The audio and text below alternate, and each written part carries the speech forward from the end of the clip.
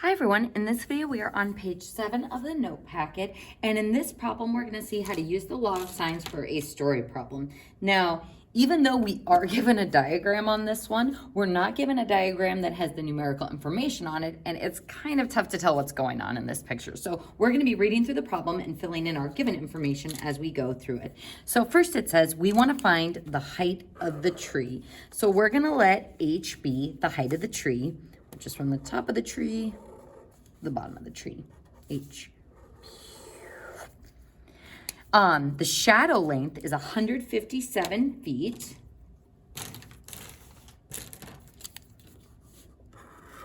Which is this measurement. So 157 feet, which is a side length. And it says, relative to the horizontal, the hill slopes 11 degrees. So first, relative to a horizontal means, if I were to draw a horizontal line here, then this measurement would be 11 degrees.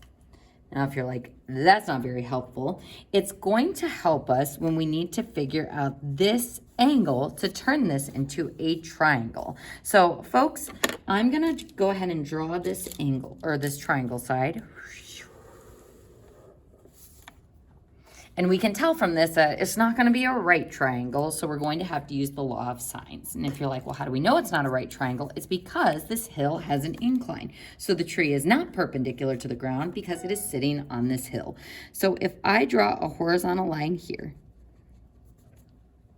what we know using alternate interior angles, since these two horizontals are parallel to each other, is that this little angle measurement is also 11 degrees. And this is going to help us find the triangle angle measurement here because this is a right angle. So the tree is at a right angle to the horizontal, and then we've got 11 degrees more for the incline of the slope. So that means this total angle in this triangle would be 90 degrees plus that 11 degrees, which gives us 101 degrees. Yikes. So that's how we use that information about the hill slope to find our first angle in the triangle. Now it says the angle of elevation to the sun is 42 degrees. So folks, angle of elevation means the tree is looking up at the sun essentially. So I'm going to go ahead and draw. Let's draw this line continuing up towards the sun. It's a cool sun with sunglasses. All right, so this says that our angle of elevation to the sun is 42 degrees. Now, angle of elevation and angle of depression, those are always relative to a horizontal as well. So if I draw in a horizontal, that means this angle measurement is 45 degrees. So I'm looking up at the sun, or the tree is looking up at the sun, so that is 45. Nope, not 45 degrees, 42 degrees. Sorry about that, 42 degrees. All right, folks, so how is this going to help me figure out more information about this triangle? And actually, let's go ahead and just draw that triangle on its own so we can get a better picture of what's going on. So here is this triangle, and what we currently know is that this is 157 feet on this side. We know that this angle measurement is 101 degrees, and we know that we want to find this side, or H. So looking at the information we currently have, it's not a right triangle, so we can't use SOHCAHTOA or the Pythagorean theorem. And if I wanted to use the law of sines, I don't have a stable connection between that angle and that side, or this angle and that side, or this angle and that side. So we need a little bit more information. So we're going to use this 42 degrees to try to figure out this angle in the triangle. So using alternate interior angles again, or actually opposite angles, this 42 degrees over here is equal to this angle, which is 42 degrees as well. So you may remember some of these rules from geometry, that those angles or opposite angles are always going to be equal to each other.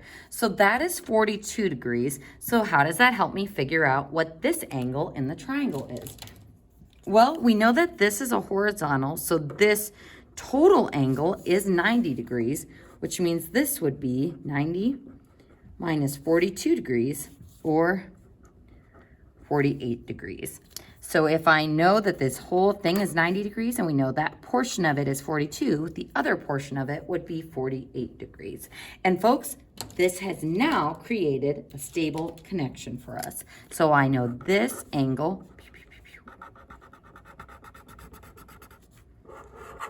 and that side, so that's what we are going to use for the left of our law of sines proportion.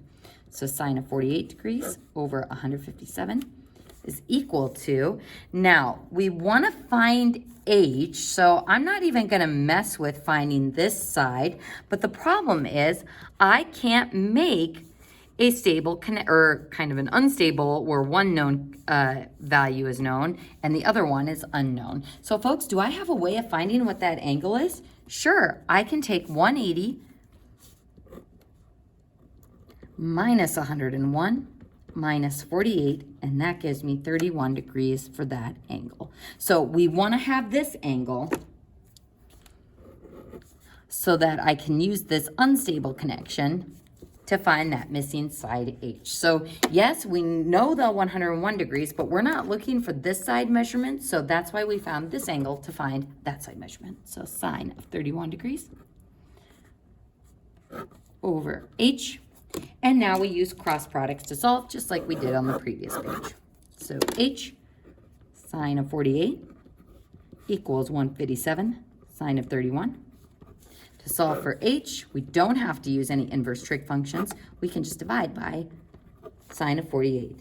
And rounding to 2 decimal places on our calculators, you would see that h is about 108.81 feet. Don't forget your units there. All right, folks, this next one sometimes causes some issues as far as how to draw it. So it says try it. So if you want to try it on your own first, you can. But I'm going to kind of walk us through it just because I think the setup is kind of weird. An observer is near a river and wants to calculate the distance across the river. He measures the angle between his observations of 2 points on the shore, one on his side and one on the other side, to be 28 degrees. So I'm going to draw the river as such, and I'm going to have this be my person.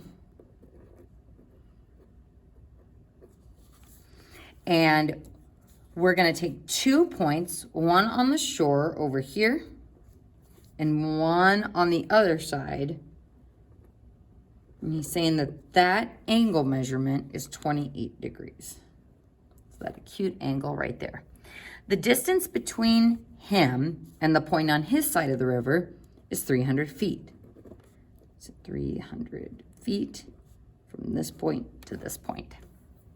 The angle formed by him, the point on his side of the river, and the point directly opposite the river is 128 degrees. So actually, folks, I'm going to go ahead and slide this point over.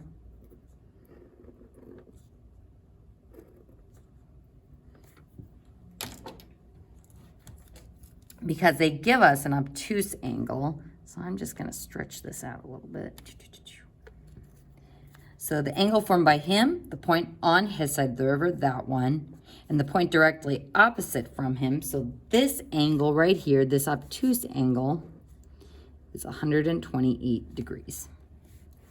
And we want to note the distance across the river from him to that point on the other side. So D. All right, folks. So I'm going to go ahead and make this triangle a little bit bigger. Not my best triangle. So 128 degrees. We're looking for that distance. This is 300 feet. And we know that this is 28 degrees. All right, folks, so we can't use SOHCAHTOA because this is not a right triangle. Now, if I look for a stable connection, We currently don't have one. This angle, nothing on that side. This angle, we don't know this side. This side, we don't know that angle. So the first thing we're going to want to do is solve for that missing angle. So 180 minus 128 minus 28 is 24 degrees. And now I have a stable connection between 24 degrees and 300 feet. So assign 24 degrees over 300 feet is equal to, and since I want to find out what D is, I'm going to use sine of 28 over D. And using cross products to solve that one, D would end up equaling 346.27 feet. And that's our final answer. And that concludes lesson C with the law of sines. So in lesson D, we're going to get into the ambiguous case, or side-side angle. So if you are given side-side angle and an acute angle for A, then you must check for a second triangle. Now, folks, the important thing about checking for a second triangle, and I'm sure our trig teachers emphasize this as well, you must show the work for the second triangle check. So even if there doesn't end up being a second triangle, you still have to show the work for it. So we're going to go ahead and go to the next page, and we're going to introduce the ambiguous case. And I'm pretty sure that we took this directly from Mr. Powell's and Mr. Jones's notes, so these should be the same steps that you saw in trig. So for the ambiguous case, to test for a second triangle, you are going to solve for the first obvious angle, subtract from 180. This would be the second angle in the second possible triangle. So I'm just going to label these a little bit differently. We're going to have the first obvious angle be, for example, angle B, which will be acute. Now, when we subtract it from 180, this is going to give us B prime, or a second possibility for that angle, which would be the obtuse version of the angle. Because as we mentioned previously, when you're solving using the law of sines, your calculator is only going to generate the acute angle, but there is the possibility that B could be obtuse. So I'm going to show that visually after we've gone through these steps. So this would be B prime, the second angle in the second possible triangle. Now, you have to add that to the given angle to make sure it's not over 180 degrees. If it's less than 180 degrees, there is a second triangle. But if it's greater than 180 degrees, then there is no second triangle. And folks, this is the check work that I will need to see on the homework and on the test to verify that you knew there was the possibility of a second triangle, even if there doesn't end up being one. So these steps you will want to eventually memorize. It really does seem like a lot, but I promise once we start doing these example problems, it will start making a lot more sense. So first, here are our possible triangles for the SSA case. And actually, we saw one of these on the previous page.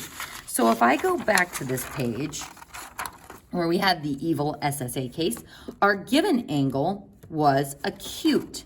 And given these side measurements, we weren't able to form a triangle. And here's why. When A is acute and our sides are structured like this, A is not long enough to actually form the third side of a triangle. So this is what we were dealing with on that example that we had done previously, where I can't structure a triangle based on that angle and those two sides. This can also happen when the angle is obtuse, where if this is my given angle and those are my two sides, if this side isn't long enough to reach the other end of the triangle, it is not possible. So we've got two scenarios where we could get no solution. Now, it is possible to just get one triangle. And that's the case where that side just perfectly meets our other side down here, and there's no other way to swing it to form a different triangle. Same with down here.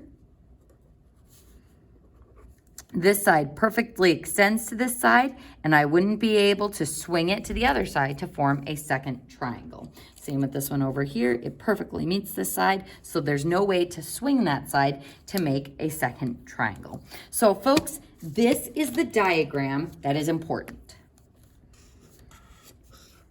And I actually have made kind of a bigger version of this that I'm going to show you here. So if I have a given angle C, and this is side B, which is given, and then the other dangling side I have over here. So this is my angle, side, side. Now, the side that's connected to this angle, it's not going to move. It has to be structured like this to form that angle. But this red side, I can attach to A and swing inward, which makes this obtuse angle down here. Or, let's see if I can get all of this on one page. Or I can swing that red side outward, which makes B an acute angle. So to show it all in one diagram, if I swing that red side outward, we get this big triangle.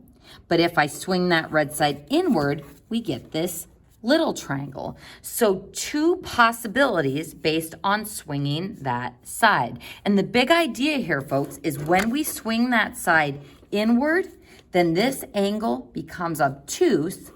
And if we swing it outward, this angle becomes acute. So when we are solving for a possible second triangle, we're going to be looking for, is it possible to make this angle an obtuse angle using supplementary angles? So on your chart, I want you to go ahead and draw in that this is given angle A. This is given side B, but then this side can swing inward to make an obtuse angle. I better zoom in again. Or it can swing outward, which makes an acute angle right here. So angle A is the same, angle B is always the same, but your other two angles in the triangle are going to vary based on how you swing that dangling side. So this is why we only encounter this with the ASS or the SSA case, is because when I have the angle connected to the side, that other side dangles, which allows it to swing. And as you can see in these ones that we already talked about, sometimes it's too short to swing or even connect. Sometimes it only can swing to one place. It just drops straight down to the other side or to the other side here. Swinging it isn't going to make another triangle shape. So it's only this one unique case where it's a certain length that I can swing it inward and swing it outward. So again, folks, this is why the SSA case is so incredibly difficult. So you don't have to memorize this chart. Just know that the SSA case can yield one triangle, no triangle, or two triangles. But this visualization of the two triangles case is very important. So keep this in mind as we start working through the examples in the next video.